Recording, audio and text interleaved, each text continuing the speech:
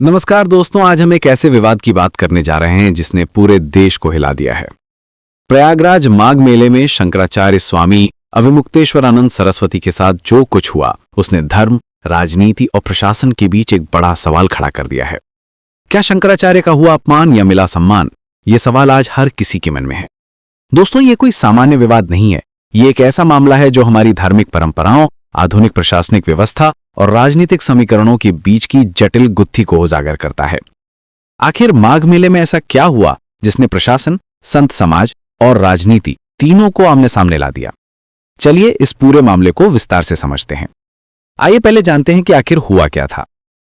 मौनी अमावस्या के दिन जब करोड़ों श्रद्धालु संगम में पवित्र स्नान के लिए उमड़े थे, तब शंकराचार्य स्वामी अविमुक्तेश्वरानंद सरस्वती भी अपनी पालकी में बैठकर संगम की ओर जा रहे थे।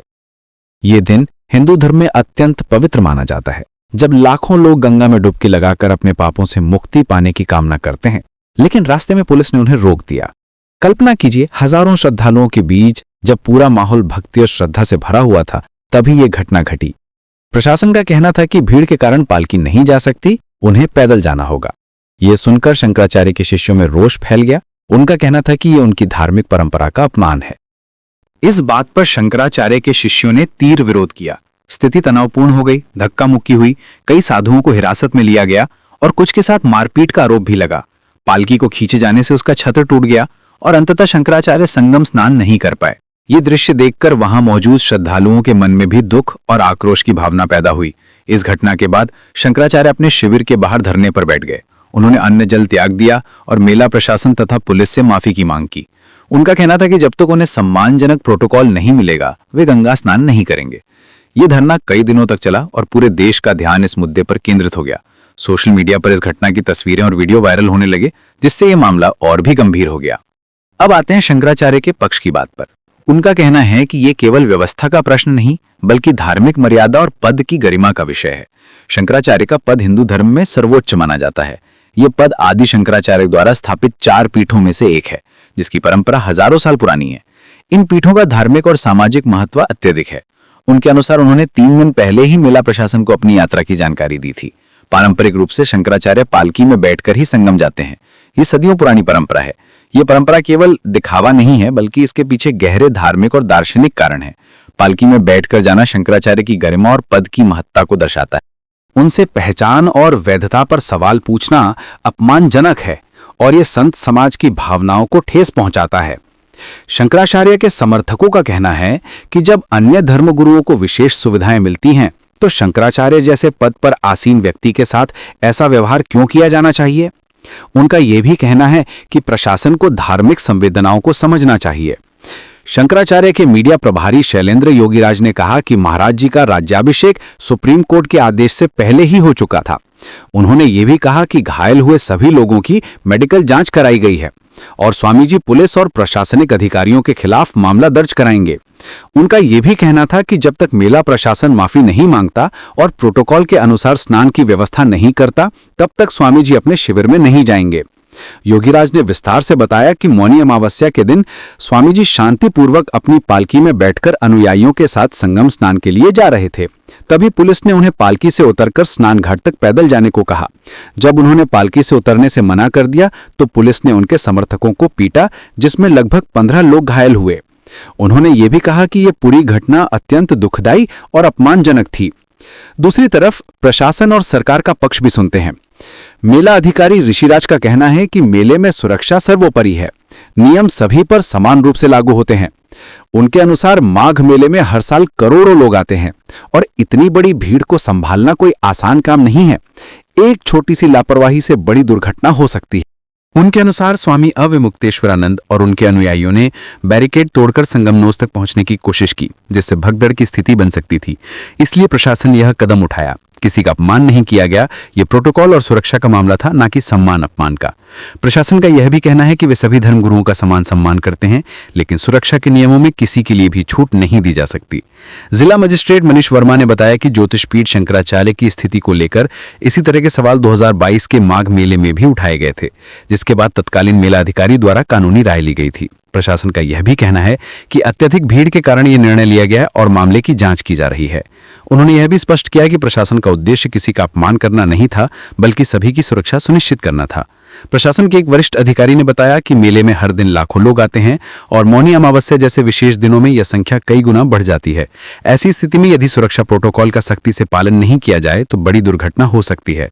उन्होंने कहा कि प्रशासन का पहला कर्तव्य सभी श्रद्धालुओं की सुरक्षा सुनिश्चित करना है। इस पूरे मामले में एक और दिलचस्प मोड़ आया जब मेला प्रशासन ने स्वामी अविमुक्तेश्वरानंद को नोटिस भेजा। इस नोटिस में पूछा गया कि वे किस आधार पर शंकराचार्य की उपाधि का इस्तेमाल कर रहे हैं। नोटिस में सुप्रीम कोर्ट के आदेश का हवाला देते हुए कहा गया कि ज्योतिष पीठ के लिए कोई धार्मिक नेता शंकराचार्य के रूप में अभिषिक्त नहीं हुआ है। फिर भी सरस्वती ने प्रयागराज माघ मेले में अपने शिविर में एक बोर्ड पर खुद को ज्योतिष पीठ का शंकराचार्य घोषित किया है। ये नोटिस 24 घंटे के अंदर जवाब देने को कहता था। नोटिस में यह भी लिखा था कि यह कार्य सुप्रीम कोर्ट के आदेश की अवमानना दर्शाता है। प्रशासन का कहना था कि वे केवल कानूनी स्थिति को स्पष्ट करना चाहते हैं, किसी का अपमान करना उनका उद्देश्य नहीं है। इस नोटिस के जवाब में स्वामी अविमुक्तेश्वरानंद ने मेला अधिकारियों के आचरण पर सवाल उठाया। उन्होंने कहा कि पुरी के 2 शंकराचार्यों को मेले में अपने शिविर लगाने की अनुमति दी गई, लेकिन उन पर कोई आपत्ति नहीं की गई। उन्होंने प्रशासन से पूछा कि पुरी के 2 शंकराचार्य कैसे हो सकते हैं। यह सवाल वास्तव में गंभीर है, क्योंकि यह दिखाता है कि प्रशासन के नियम सभी पर समान रूप से लागू नहीं हो रहे। उनके वकील पीएन मिश्रा ने कहा कि यह नोटिस सुप्रीम कोर्ट की अवमानना है, क्योंकि उनका राज्याभिषेक 12 अक्टूबर 2022 को हो चुका था, जो कोर्ट के आदेश से पहले था। उन्होंने यह भी कहा कि वासुदेवानंद ने गलत एफिडेविट देकर कोर्ट से आदेश लिया था, जिसके खिलाफ अब याचिका दायर की जा चुकी है। स्वामी अविमुक्तेश्वरानंद ने 8 पन्नों का विस्तृत जवाब दिया, जिसमें उन्होंने अपनी स्थिति को स्पष्ट किया। उन्होंने कहा कि शंकराचार्य वही होता है जिसे शेष 3 पीठों के शंकराचार्य मान्यता देते हैं। उनका यह भी कहना था कि जिन अधिकारियों ने नोटिस के जरिए भ्रम खड़ा किया है, उनके खिलाफ कार्रवाई की जाएगी। अब बात करते हैं संत समाज की प्रतिक्रिया की। संत समाज का कहना है कि शंकराचार्य जैसे पद पर आसीन संत के साथ विशेष संवेदनशीलता और सम्मान अपेक्षित होता है। उनके अनुसार यदि संवाद बेहतर होता तो विवाद टल सकता था। संत समाज ने इस बात पर जोर दिया कि शंकराचार्य का पद हिंदू धर्म में अत्यंत पवित्र और सम्मानजनक है। परंपरागत रूप से मेले में शंकराचार्यों और अखाड़ों को स्नान के लिए विशेष व्यवस्था दी जाती है। ये परंपरा सदियों से चली आ रही है और इसके पीछे गहरे धार्मिक कारण है। संत समाज का कहना है कि ये केवल वीआईपी ट्रीटमेंट नहीं है, बल्कि धार्मिक मर्यादा का मामला है। उन्होंने सवाल उठाया कि जुलूस को क्यों रोका जाना चाहिए था। कई संतों ने कहा कि यह घटना धार्मिक सम्मान से जुड़ी है, इसे हल्के में नहीं लिया जा सकता।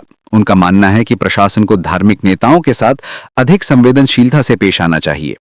संत समाज ने यह भी कहा कि ऐसी घटनाएं धर्म और आस्था के मामलों में सरकार की नीति पर सवाल खड़े करती हैं।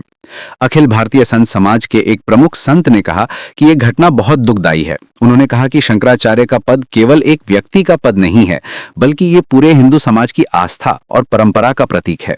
इस पद का अपमान पूरे समुदाय की भावनाओं को ठेस पहुंचाता है। संत समाज के कई नेताओं ने यह भी कहा कि प्रशासन को ऐसे मामलों में अधिक धैर्य और समझदारी से काम लेना चाहिए। उनका कहना है कि थोड़ी सी बातचीत और समझदारी से इस पूरे विवाद को टाला जा सकता था। उन्होंने सुझाव दिया कि भविष्य में ऐसी स्थितियों से बचने के लिए प्रशासन और संत समाज के बीच नियमित संवाद होना चाहिए। राजनीतिक दलों की प्रतिक्रिया भी काफी तीखी रही है। विपक्षी दलों ने सरकार पर धार्मिक भावनाओं का अपमान करने का आरोप लगाया है। समाजवादी पार्टी के अध्यक्ष अखिलेश यादव ने इस मामले पर तीखी प्रतिक्रिया दी। उन्होंने ट्वीट करके कहा कि यह बेहद निंदनीय है। जो मांग करते हैं उन्हें पहले अपनी साख पेश करनी चाहिए। किसी ने सोचा भी नहीं होगा कि विभाजनकारी भाजपा सदस्यों और उनके सहयोगियों की मानसिकता इतनी गिर जाएगी। अखिलेश यादव ने आगे कहा कि भाजपा सत्ता में बैठे लोगों और पैसे वालों के अलावा किसी की नहीं सुनती है। उन्होंने ये भी कहा कि 10 सिर वाले रावण का अहंकार भी नहीं टिक सका, तो इन 1 सिर वालों के अहंकार की क्या बिसात। उन्होंने स्वामी अविमुक्तेश्वरानंद से फोन पर बात करके अपना समर्थन भी व्यक्त किया। कांग्रेस ने भी सोमवार को स्वामी अविमुक्तेश्वरानंद सरस्वती के साथ कथित दुर्व्यवहार को लेकर भाजपा पर जमकर हमला बोला और मांग की कि प्रधानमंत्री नरेंद्र मोदी को इस शर्मनाक घटना के खिलाफ हस्तक्षेप करना चाहिए।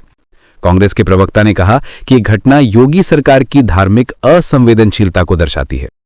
आम आदमी पार्टी के राज्यसभा सांसद संजय सिंह ने भी योगी सरकार पर तीखा हमला बोला है। उन्होंने कहा कि यह घटना दिखाती है कि भाजपा की सरकार धार्मिक मामलों में कितनी असंवेदनशील है। उन्होंने ये भी कहा कि जो पार्टी हिंदुत्व का नारा लगाती है वही संतों का अपमान कर रही है। दूसरी तरफ सत्तारूढ़ दल का कहना है कि इस मुद्दे को राजनीतिक रंग दिया जा रहा है, जबकि तथ्य प्रशासनिक हैं।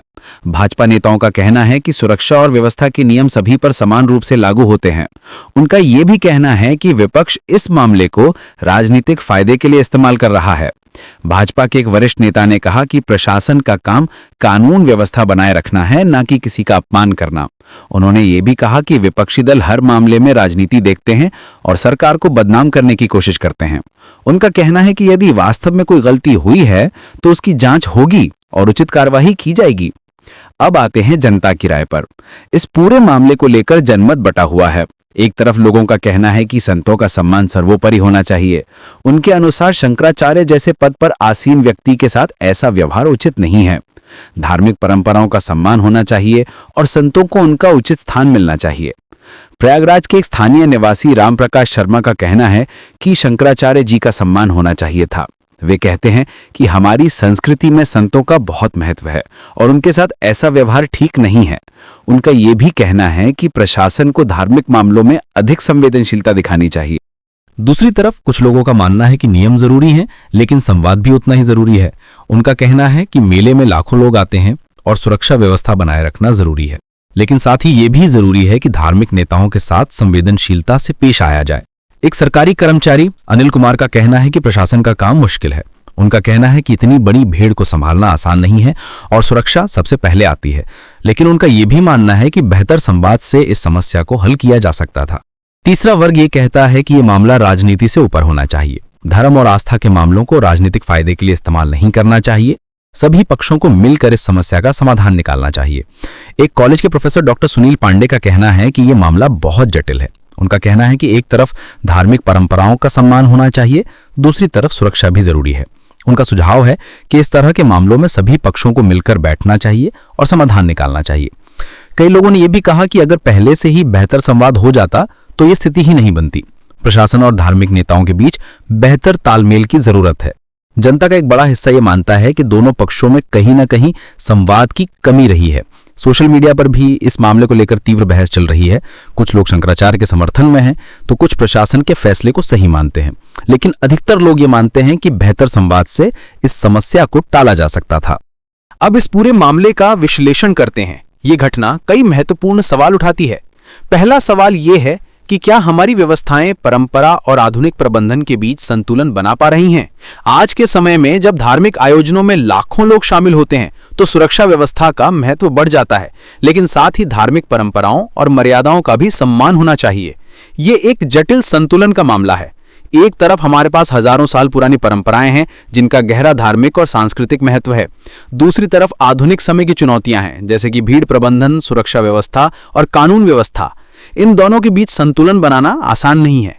दूसरा महत्वपूर्ण सवाल यह है कि क्या संवाद की कमी बड़े विवाद का कारण बन रही है? अगर मेला प्रशासन और शंकराचार्य के बीच पहले से ही बेहतर संवाद हो जाता, अगर दोनों पक्ष एक दूसरे की समस्याओं को समझते, तो शायद स्थिति ही नहीं बनती। संवाद की कमी अक्सर छोटी समस्याओं को बड़े विवाद में बदल देती है। संवाद का महत्व इस मामले में स्पष्ट रूप से दिखता है। यदि प्रशासन ने पहले से ही शंकराचार्य के प्रतिनिधियों से बात की होती, उनकी समस्याओं को समझा होता और एक उचित समाधान निकाला होता, तो ये पूरा विवाद टल सकता था। इसी तरह यदि शंकराचार्य के पक्ष ने भी प्रशासनिक चुनौतियों को समझा होता, तो बेहतर तालमेल बन सकता था। तीसरा सवाल यह है कि धार्मिक मामलों में राजनीति की भूमिका क्या होनी चाहिए? क्या राजनीतिक दल धर्म और आस्था के मामलों को अपने फायदे के लिए इस्तेमाल कर रहे हैं या फिर वे वास्तव में धार्मिक भावनाओं की रक्षा कर रहे हैं? ये एक जटिल सवाल है जिसका जवाब आसान नहीं है। राजनीतिक दलों की प्रतिक्रिया देखकर लगता है कि वे इस मामले को अपने राजनीतिक फायदे के लिए इस्तेमाल कर रहे हैं, लेकिन ये सच है कि राजनीतिक दलों का ये कर्तव्य है कि वे जनता की भावनाओं की आवाज उठाएं। इसलिए यह तय करना मुश्किल है कि वे वास्तव में धार्मिक भावनाओं की रक्षा कर रहे हैं या राजनीतिक फायदा उठा रहे हैं। चौथा सवाल यह है कि आधुनिक प्रशासनिक व्यवस्था में धार्मिक नेताओं का स्थान क्या होना चाहिए? क्या उन्हें विशेष सुविधाएं मिलनी चाहिए या फिर सभी के लिए एक समान नियम होने चाहिए? ये भी एक संवेदनशील मुद्दा है जिस पर समाज में अलग अलग मत हैं। एक तरफ ये तर्क है कि लोकतंत्र में सभी के लिए एक समान नियम होने चाहिए, चाहे वो कोई भी हो। दूसरी तरफ ये तर्क है कि धार्मिक नेताओं का विशेष सामाजिक और धार्मिक महत्व है, इसलिए उनके साथ विशेष व्यवहार होना चाहिए। दोनों तर्कों में दम है और इनके बीच संतुलन बनाना जरूरी है। पांचवां सवाल यह है कि क्या हमारी न्यायिक व्यवस्था धार्मिक पदों की वैधता के मामलों में उचित भूमिका निभा रही है? शंकराचार्य पद को लेकर जो कानूनी विवाद चल रहा है वो दशकों पुराना है। क्या न्यायपालिका को इन मामलों में तेजी से फैसला लेना चाहिए? धार्मिक पदों की वैधता के मामले अत्यंत संवेदनशील होते हैं। इनमें न केवल कानूनी पहलू होते हैं बल्कि धार्मिक, सामाजिक और सांस्कृतिक पहलू भी होते हैं। न्यायपालिका को इन सभी पहलुओं को ध्यान में रखकर फैसला लेना पड़ता है, लेकिन जब तक ये मामले लंबित रहते हैं तब तक ऐसे विवाद होते रहेंगे। इन सभी सवालों के जवाब आसान नहीं हैं, लेकिन एक बात स्पष्ट है कि इस तरह के विवादों से बचने के लिए सभी पक्षों को मिलकर काम करना होगा। प्रशासन को धार्मिक संवेदनाओं का सम्मान करना होगा, धार्मिक नेताओं को भी सुरक्षा व्यवस्था की जरूरतों को समझना होगा और राजनीतिक दलों को धर्म के मामलों को राजनीतिक फायदे के लिए इस्तेमाल करने से बचना होगा। संवाद की भूमिका इस पूरे मामले में सबसे महत्वपूर्ण है। अगर सभी पक्ष एक दूसरे से खुली बातचीत करें, एक दूसरे की समस्याओं को समझें, तो ऐसे विवाद टाले जा सकते हैं। प्रशासन को चाहिए कि वो धार्मिक नेताओं के साथ नियमित संवाद बनाए रखे। धार्मिक नेताओं को भी चाहिए कि वो प्रशासनिक चुनौतियों को समझें। बेहतर संवाद के लिए कुछ ठोस कदम उठाए जा सकते हैं, जैसे कि मेला प्रशासन धार्मिक नेताओं के साथ नियमित बैठकें कर सकता है। इन बैठकों में सुरक्षा व्यवस्था, भीड़ प्रबंधन और धार्मिक परंपराओं के बारे में चर्चा की जा सकती है। इससे दोनों पक्षों को एक दूसरे की समस्याओं को समझने में मदद मिलेगी। इस पूरे मामले से एक और महत्वपूर्ण सबक मिलता है, वो ये कि आज के समय में धार्मिक आयोजनों का स्वरूप बदल गया है। पहले जहां हजारों लोग आते थे, अब लाखों लोग आते हैं, इसलिए सुरक्षा व्यवस्था भी उसी अनुपात में बढ़ानी पड़ती है। लेकिन इस बढ़ी हुई सुरक्षा व्यवस्था के साथ साथ धार्मिक परंपराओं का भी सम्मान होना चाहिए। आधुनिक तकनीक का इस्तेमाल करके इन दोनों जरूरतों के बीच संतुलन बनाया जा सकता है।